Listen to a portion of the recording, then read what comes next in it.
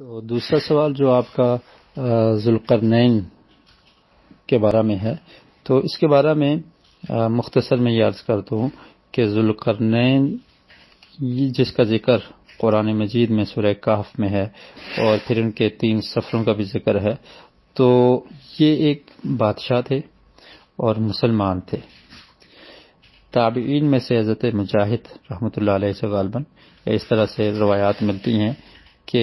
انہوں نے یہ کہا کہ دنیا میں 4 ایسے لوگ تھے، ایسے بادشاہ تھے جنہیں پوری دنیا پر حکومت کی ہے۔ ان میں سے 2 مسلمان تھے، ایک سلیمان علیہ السلام اور دوسرے ذوالقرنین علیہ السلام، اور 2 کافر تھے، ایک بخت نصر اور ایک نمرود۔ تو اس کے بارے میں تفسیر ابن کثیر میں اور دیگر مفسرین نے جس بات کو راجح قرار دیا ہے وہ یہی ہے کہ ابراہیم علیہ السلام کے دور میں تقریباً یہ شخص تھا ذوالقرنین، اور یہ عادل بادشاہ تھا۔ تو اللہ رب العالمین نے اس کو بادشاہت عطا کی تھی، اور یہ مسلمان تھا، اللہ کی توحید کو ماننے والا تھا اور عدل و انصاف کو پسند کیا کرتا تھا، اور اس کو اللہ نے قوت اور طاقت دی جس کی وجہ سے اس نے زمین کے سفر کیے، مغرب میں سفر کیا، اس کا بھی سورہ کہف میں ذکر ہے، اور پھر مشرق کا سفر کیا، اور پھر شمال کا سفر کیا، اور پھر ایک دیوار کو تیار کیا جو یاجوج ماجوج جنہوں نے فساد پھیلایا ہوا تھا ان کو روکنے کے لیے۔ تو یہ ایک عادل بادشاہ تھے، اور ان کو اللہ رب العالمین نے حکمرانی عطا کی تھی۔ تو ذوالقرنین علیہ السلام کے بارے میں جو صحیح موقف ہے وہ یہی ہے۔ بعض لوگوں نے یہ کہا کہ وہ جو اسکندر ہے جس نے اسکندریہ بنایا تھا وہ ہے، لیکن وہ بات درست نہیں ہے، درست بات یہی ہے۔ تو باقی ہمارا ایمان اس پر اتنا ہی ہے جتنا اللہ تعالیٰ نے قرآن مجید میں بیان کر دیا، اور قرآن مجید میں بھی اللہ تعالیٰ نے پورا یعنی اس کی تفصیل نہیں بیان کی، صرف وہ چیزیں بیان کی ہیں جس میں عبرت ہے اور جس میں واعظ ہے اور جس میں نصیحت ہے لوگوں کے لیے، ان چیزوں کو اللہ تعالیٰ نے ذکر کر دیا کہ یہ، اور پھر یہ سوال کیا گیا تھا نا، یسألونک عن ذی القرنین، کہ وہ آپ سے سوال کرتے ہیں ذوالقرنین کے بارے میں۔ تو یہ سوال کرنے والے اصل میں یہودی تھے، اور وہ یہ چاہتے تھے کہ نبی کریم صلی اللہ علیہ وسلم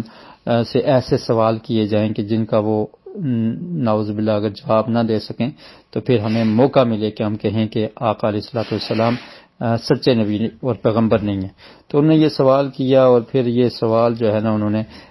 مشرکین کو سکھائے کہ تم لوگ یہ پوچھو ان سے۔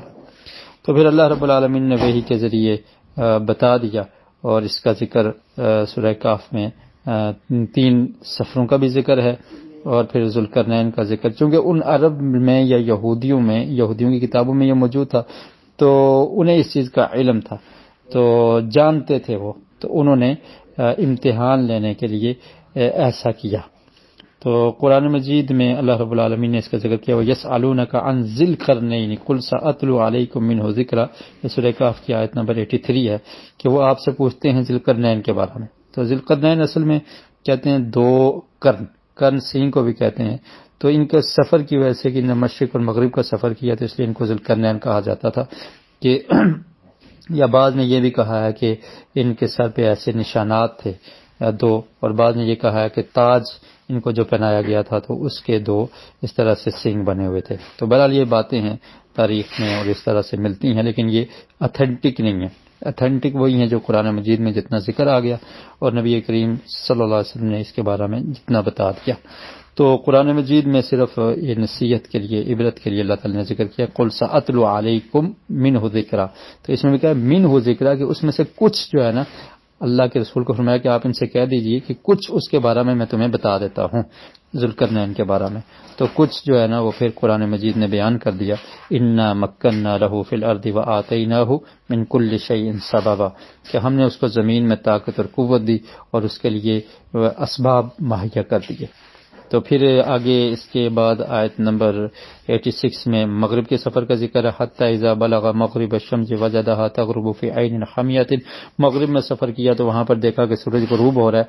ہے ایسے پانی میں جو سیاہ ہے، تو اس کا ذکر کیا، اور پھر وہاں پر جو کافر لوگ تھے ان کے خلاف انہوں نے جہاد بھی کیا اور پہلے ان کو دعوت دی، تو جو مومن بن گئے ان کو چھوڑ دیا، اور جو کافر رہے تو پھر ان کے خلاف جہاد اور تلوار کا استعمال انہوں نے کیا۔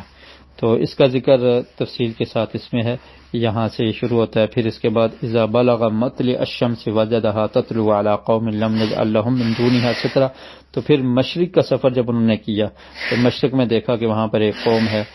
جس نے صرف آسمان کی جو چھت ہے وہی ان کے لیے پڑتا ہے، اور سورج کی روشنی میں وہ رہتے ہیں، اور رات کے اندھیرے میں کوئی کپڑے وغیرہ نہیں ہیں، اور اس طرح کی ان کی حالت تھی. اور یہ اس سفر کا ذکر ہے. پھر اس کے بعد تیسرا سفر جو انہوں نے کیا شمال کی طرف، تو وہاں پر حتی اذا بلغ بین السدین وجد من دونہما قوما لا یکادون یفقہون قولا. تو ان کی طرف پہنچے تو وہ بات سمجھنے والے نہیں تھے، اور اس طرح کی بات تھی. تو اس کا ذکر تفصیل سے یہاں پر سورہ کہف کی ان آیات میں اس کا ذکر موجود ہے. تو بہرحال ہم نے اتنا ہی ایمان اور یقین رکھنا ہے جتنا اللہ رب العالمین نے قرآن مجید میں بیان کر دیا یا صحیح حدیث سے جو ہمیں علم ہوتا ہے. تو باقی تاریخی کتابوں میں یا اس طرح سے عام لوگوں نے بہت سارے قصے اس طرح کے بنائے ہوئے ہیں، لیکن ذوالقرنین علیہ السلام کے بارے میں صرف یہی موقف ٹھیک ہے کہ وہ عادل حکمران اور بادشاہ تھے، اور اللہ رب العالمین نے ان کو قوت دی تھی، اور پھر انہوں نے یہ 3 بڑے سفر کیے جس کا اللہ تعالی نے قرآن مجید میں ذکر کر دیا. اور ان کا دور تقریباً ابراہیم علیہ السلام کے زمانے کا دور ہے. اور یہ بھی ملتا ہے، ابن کثیر رحمۃ اللہ علیہ نے ذکر کیا ہے کہ اس دور میں انہوں نے ابراہیم علیہ السلام کی شریعت کو قبول کر لیا تھا اور بیت اللہ کا طواف بھی کیا ہے.